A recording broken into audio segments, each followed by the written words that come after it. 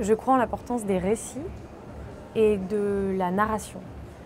Je pense qu'on est tous régis par de belles histoires auxquelles on croit, qui en fait fondent les systèmes dans lesquels on vit, et qu'on a besoin aujourd'hui, urgemment, de nouvelles histoires et de nouveaux récits pour voir ce qu'on pourrait créer d'autre et comment est-ce qu'on pourrait vivre autrement, travailler autrement, penser la société autrement.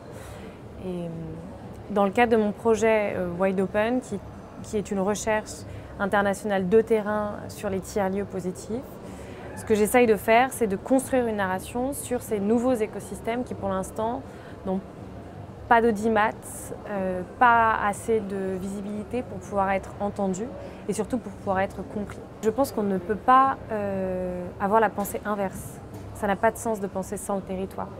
Et de manière générale, je pense qu'on a pendant trop longtemps pensé la fabrique urbaine, pensé les politiques, penser des systèmes de manière hors sol. C'est-à-dire sans les ancrer dans un territoire, sans les ancrer dans les réalités d'une communauté, dans un contexte historique, culturel, social, etc. Et qu'on ne peut plus penser comme ça. Il faut qu'on commence à laisser place aux envies, aux besoins des communautés, à leurs désirs collectifs.